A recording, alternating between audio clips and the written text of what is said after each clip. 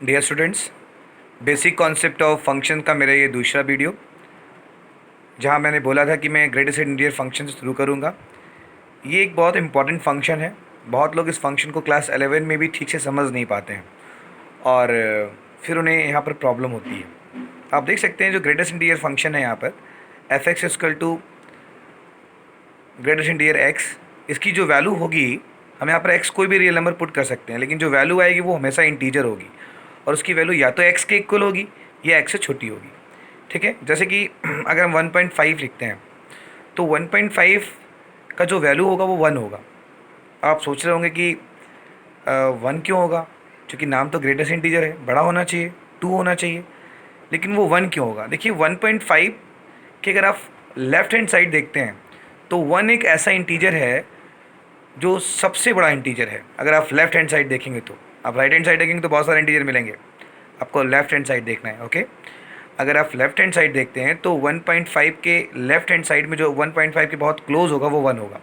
ठीक है, इसीलिए इसको यहाँ पे इसकी वैल्यू छोटी हो जाती है। बहुत कम लोग जानते हैं, ज़्यादातर ये लोग जानते हैं कि बस वो ऐसा है कि बड़ा वैल्यू ले लेना है, ऐसा कुछ नहीं है, इसका एक लॉजिक है। And this function is also known as floor function and step function. क्यों? वो उनके इसके फिगर की वजह से इसका नाम फ्लोर फंक्शन और स्टेप फंक्शन होता है, मैं बताऊँगा। ये फंक्शन ऐसा है कि इसका जो रेंज होता है वो इंटीजर्स होता है। अगर हम 1 पुट करते हैं तो 1 आएगा, मतलब अगर हम इंटीजर पुट करते हैं तो हमें इंटीजर ही मिल जाएगा। ठीक है, 2.5 पुट करेंगे तो 2 आएगा, -3.5 करेंगे तो उसकी वैल्यू जो होगी वो -4 होगी, क्योंकि -4 जो होता है वो -3.5 से छोटा होता है। अब आप देख सकते हैं यहाँ जो जो ग्राफ बनाया गया है, इसका फिगर जो है, आप देख सकते हैं 0 पर डार्क सर्कल है, क्योंकि जब 0 पे रखा गया उसकी वैल्यू तो जो उसकी वैल्यू 0 ही आएगी। लेकिन जैसे हम 0.5 रखेंगे तो उसकी वैल्यू 0 आएगी, क्योंकि 0 जो है वो एक इंटीजर है जो 0.5 से छोटा है। फिर हम 1 रखेंगे तो देखिए आप 1 पे इसकी वैल्यू 1 आएगी, इसलिए हम वहाँ पे 1 को ऊपर 1 और 1 एक्स एक्सेस में 1 और वाई एक्सेस पे 1 पे डार्क किया गया है। फिर हम 1.5 रखेंगे तो उसकी वैल्यू 1 आएगी। ये जो लाइन आप देख रहे हैं यहाँ पर, ये जो लाइन है ये इसको बता रही है कि इसकी वैल्यू 1 आ रही है, वो एक स्ट्रेट लाइन है। फिर जब हम 2 कर रहे हैं, जब हम 2 पर पुट कर रहे हैं तो आप देख सकते हैं जो उसकी वैल्यू है वो यहाँ पर 2 पर डार्क सर्कल है। ठीक है, आप बड़े आराम से देख सकते हैं यहाँ पे 2 होने पर इसकी वैल्यू यहाँ पे 2 डार्क सर्कल हो रहा है। यहाँ पे देखिए y की वैल्यू भी 2 हो जाएगी, इसलिए यहाँ डार्क सर्कल है।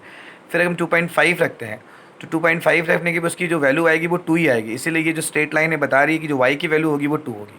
ठीक है, फिर 3 होने पर क्या होगा? यहाँ देखिए डार्क सर्कल है, क्योंकि जब x इक्वल टू 3 पुट करेंगे तो y इक्वल टू भी 3 होगी। ये एक स्टेप बन जाता है, इसलिए इसको हम स्टेप फंक्शन कह सकते हैं। और ये फ्लोर फंक्शन इसलिए होता है क्योंकि अगर आप देखें, अगर ये मान के चलेंगे जो ब्लैक डॉट है, हम उतर रहे हैं सीढ़ी से और हमारा अगला जो पैर है, पैर का जो आगे का सिरा है वो ब्लैक वाले पॉइंट पे आ रहा है, जैसे ऐसे किया तो फिर ये आ रहा है, फिर यूँ पुट कर रहे हैं, फिर यूँ पुट कर रहे हैं, ऐसे से हम पैर रख रहे हैं तो हम नीचे की तरफ आ रहे हैं, इसलिए इसका नाम फ्लोर फंक्शन होता है। ठीक है, क्योंकि हम नीचे की तरफ आ रहे हैं। अब हम इसकी कुछ प्रॉपर्टीज़ हैं, जो प्रॉपर्टीज़ हैं उसको हम डिस्कस करेंगे। ये बहुत मदद करने वाली है हमें। प्रॉपर्टी में पहली प्रॉपर्टी है कि अगर हम ग्रेटेस्ट इंटीजर n लिखते हैं, जहाँ पर अगर n इंटीजर है -n लिखते हैं तो वो -n हो जाएगा। एग्जाम्पल के तौर पे देखिए मैंने बताया है -5 की वैल्यू -5 होगी, क्योंकि 5 एक इंटीजर था। अब यहाँ पर अगर x प्लस k लेते हैं ग्रेटेस्ट इंटीजर फंक्शन के अंदर, अगर x कोई रियल वैल्यू है तो और k कोई इंटीजर है तो उसको हम लिखेंगे greatest integer x plus k। फिर माइनस अगर x लिखा हुआ है तो उसको हम लोग लिखते हैं माइनस, अगर x यहाँ पे कोई रियल वैल्यू है तो उसको माइनस लिखते हैं। फिर लिखते हैं ग्रेटेस्ट इंटीजर x -1 लिखते हैं। हमने एक एग्जांपल दिया है, आप देख सकते हैं, एग्जांपल समझ सकते हैं। अगर हम greatest integer x plus minus greatest integer of x को लिखते हैं तो इसकी जो वैल्यू होगी, अगर वो इंटीजर होगा तो उसकी वैल्यू 0 होगी, अगर वो इंटीजर नहीं होगा तो उसकी वैल्यू -1 होगी। फिर अगर x ग्रेटेस्ट इंटीजर के अंदर जो है माइनस एक्स ग्रेटेस्ट इंटीजर, इसकी value 2 times of greatest integer x plus 1 होगी, अगर x जेड में बिलोंग नहीं करेगा, मतलब इंटीजर नहीं होगा। और अगर जेड इंटीजर होगा तो उसकी value 2 times of greatest integer function of x होगी। फिर मैंने यहाँ कुछ एग्जांपल्स दिए हैं, आप उनको देखेंगे। लीस्ट इंटीजर फंक्शन जो होता है वो जस्ट उल्टा होता है, जो हम अभी पढ़ रहे थे ग्रेटेस्ट इंटीजर फंक्शन, उसका जस्ट उल्टा होता है। यहाँ पे आप देख सकते हैं हमारा f x equal to greatest integer x जो था उसमें हम नीचे भी लाइन खींच रहे थे, यहाँ सिर्फ ऊपर लाइन खींची गई है, थोड़ा अलग टाइप का सिंबल है यहाँ पर, आप देख सकते हैं। और यहाँ पर जो इसकी वैल्यू होगी वो इसकी वैल्यू x इस बार बड़ी होगी, वहाँ छोटी हो रही थी, इसके इक्वल भी हो सकती है। अगर x खुद इंटीजर है तो उसकी वैल्यू उसके इक्वल ही हो जाएगी। इसका भी डोमेन r और इंटीजर i होता है। ये जो फंक्शन देखिए मैंने 1.5 लिखा तो इसकी वैल्यू 1 ना होकर 2 हो गई। मतलब 1.5 के हम अगर RHS साइड में देखते हैं तो जो सबसे पहला इंटीजर होगा वो 2 होगा, इसलिए इसकी वैल्यू ये होगी। ठीक है। -1.5 की वैल्यू -1 हो गई क्योंकि ये इससे बड़ी वैल्यू है। यहाँ पे भी जो फिगर बन रहा है वहाँ देख सकते हैं बिल्कुल वैसे ही फिगर बनेगा। यहाँ पे ऐसा लगता है कि जो सीढ़ियाँ हैं ये ऊपर की तरफ जा रही हैं, इसलिए इसका नाम हम अपन फ्लोर सीलिंग फंक्शन कहते हैं। उसका नाम फ्लोर और इसका नाम सीलिंग फंक्शन। स्टेप्स वहाँ पे भी थे इसलिए इसका नाम भी स्टेप फंक्शन होता है। इसकी भी कुछ हमने प्रॉपर्टीज़ लिख रखी हैं, आप देख सकते हैं। Least integer function -n equal to minus least integer x n when n belongs to i। फिर यहाँ पे लिखा हुआ है दूसरी प्रॉपर्टी -x, अगर x कोई रियल वैल्यू है, least integer -x equal to minus least integer x plus 1 when x belongs to any real number. फिर यहाँ पे लिखा हुआ है कि least integer x plus n, अगर x हमारा यहाँ पर जो है कोई रियल वैल्यू है, तो यहाँ देखिए मैंने लिखा हुआ है least integer of x plus n, अगर n कोई इंटीजर है। फिर यहाँ आप देख सकते हैं least integer x plus least integer -x, इसकी वैल्यू 1 हो रही है अगर x हमारा इंटीजर नहीं है, तो इसकी वैल्यू 0 हो रही है अगर x इंटीजर है तो। फिर यहाँ पे आप देख सकते हैं least integer x plus minus least integer x, इसकी जो वैल्यू हो रही है वो हो रही है यहाँ पर 2 times of least integer x minus x, इसकी वैल्यू यहाँ पर जब होगी जब यहाँ पर माइनस होगा। ठीक है, यहाँ पे हमें थोड़ा सा करेक्ट करने की ज़रूरत है। यहाँ पे जो लिखा हुआ है प्लस, यहाँ माइनस होगा। ठीक है, इसको हम ठीक करेंगे। इसकी जो वैल्यू यहाँ पे होगी वो माइनस होगा, अगर माइनस यहाँ पे होता है तब ये इसके इक्वल होगा। ठीक है, ये ध्यान रखेंगे। यहाँ पे माइनस कर लेंगे हम और उसके बाद इसकी वैल्यू ये आ जाएगी। आगे हम चलते हैं इसके बाद अगले हमारे फंक्शन पे, जिसका नाम है fractional part of x. Fractional part of x भी एक बहुत इंपॉर्टेंट पार्ट है। फ्रैक्शनल क्या होता है, जैसे कि अगर कहीं पर लिखा हुआ है कोई अगर लिखा है 3/2, तो उसको हम लिख सकते हैं 1:1/2। तो जो हमारा 1 है वो तो एक इंटीजर पार्ट है, और जो 1/2 लिखते हैं ना वो इसका एक फ्रैक्शनल पार्ट होता है। 1.2 को हम 0.5 भी कह सकते हैं।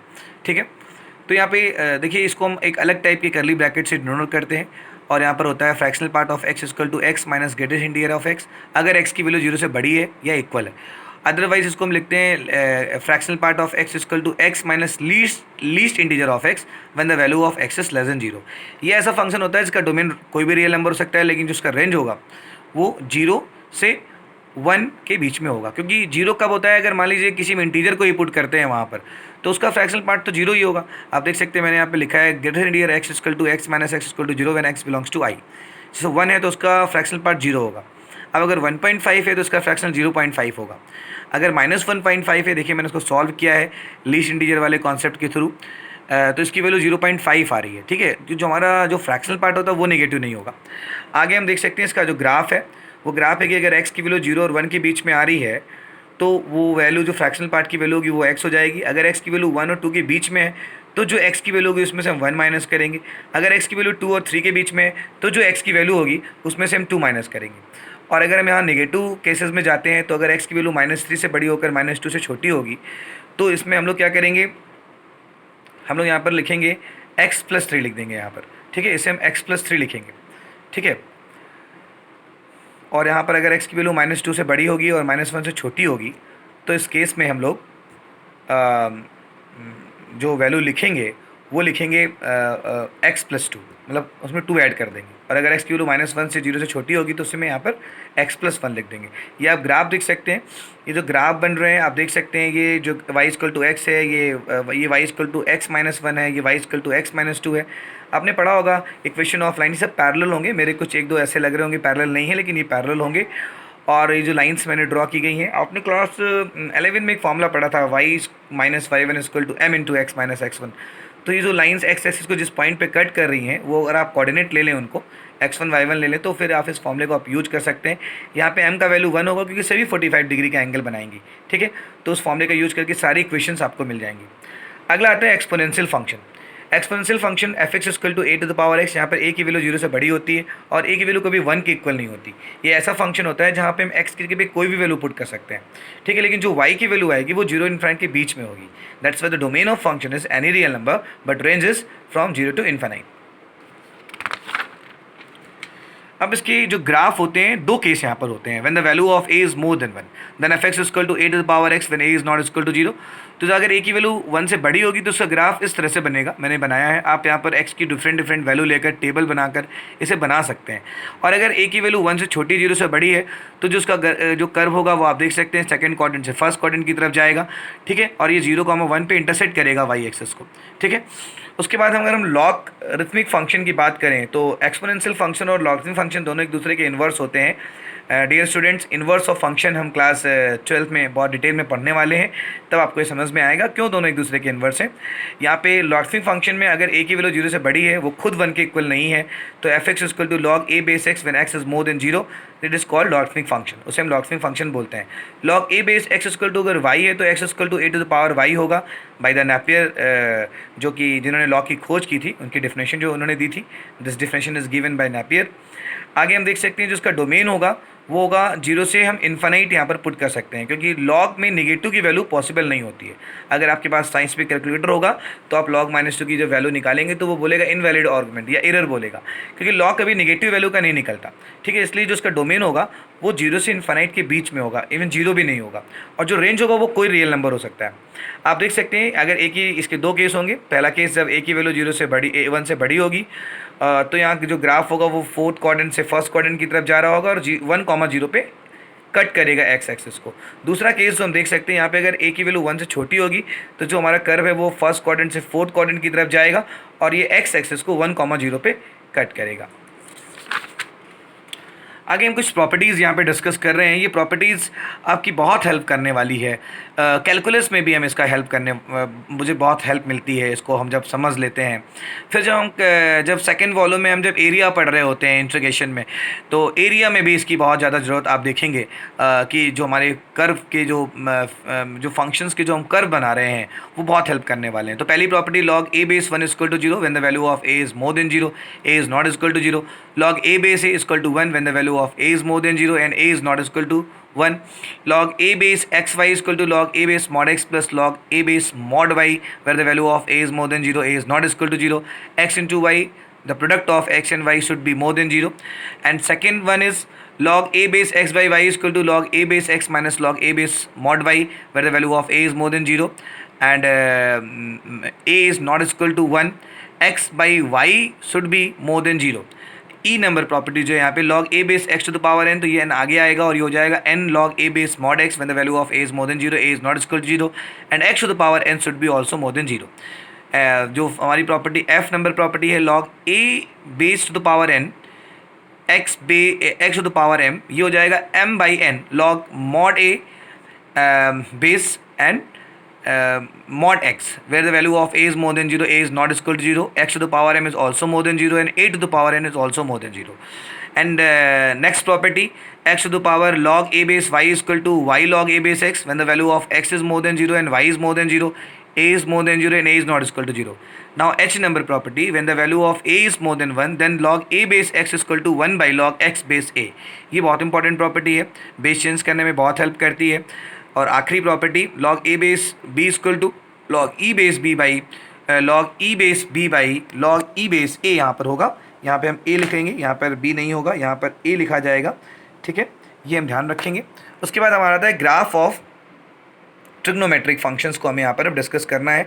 तो जो ट्रिग्नोमेट्रिक फंक्शंस के ग्राफ होते हैं ये हमें अच्छे से पता होना चाहिए, क्योंकि मैं आपको बता दूं कि जब फंक्शन चैप्टर खत्म होगा तो हम शुरू करेंगे इन्वर्स ट्रिग्नोमेट्रिक फंक्शन। ये बहुत इंपॉर्टेंट टॉपिक है।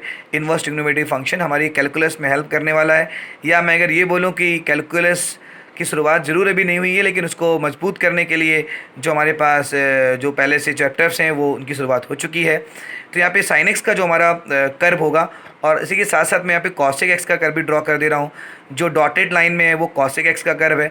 तो आप देख सकते हैं जो साइन एक्स का कर्व है, वो जो हमारा साइन एक्स का जो कर्व है उसमें आप देख सकते हैं इसका जो डोमेन है, साइन एक्स का जो डोमेन होगा वो रियल नंबर होगा, और साइन की जो मैक्सिमम वैल्यू 1 होती है, मिनिमम वैल्यू -1 होती है। तो कर्व -1 से 1 के बीच में ऑसिलेट करता है।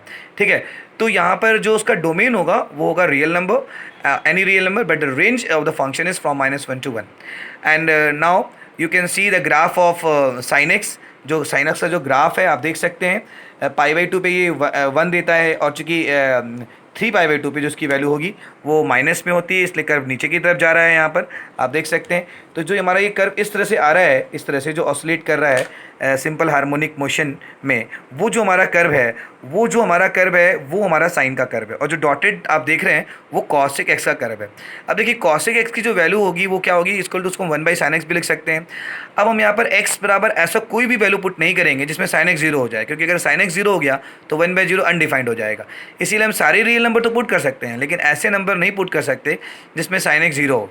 तो क्लास 11th में आप पढ़ते थे ट्रिग्नोमेट्रिक इक्वेशन, वहाँ आपको बताया गया था sine theta is equal to zero then theta is equal to N pi, तो sine X is equal to zero then X is equal to N pi. इसीलिए मैंने यहाँ पे लिखा है domain of the function is all real number except when the value of x is N pi and the range of function is from minus infinite to one and one to infinite. आप graph से देख सकते हैं from minus infinite to minus one and from one to infinite, ठीक है। इसीलिए इस function का जो रेंज है वो है from minus infinite to one and then from one to infinite, ये आप यहाँ पे देख सकते हैं। और जो डॉटेड कर्व है मैंने यहाँ पे लिख दिया है कि जो डॉटेड कर्व है वो हमारा कॉसेक एक्स का कर्व होगा। उसके बाद हम यहाँ पर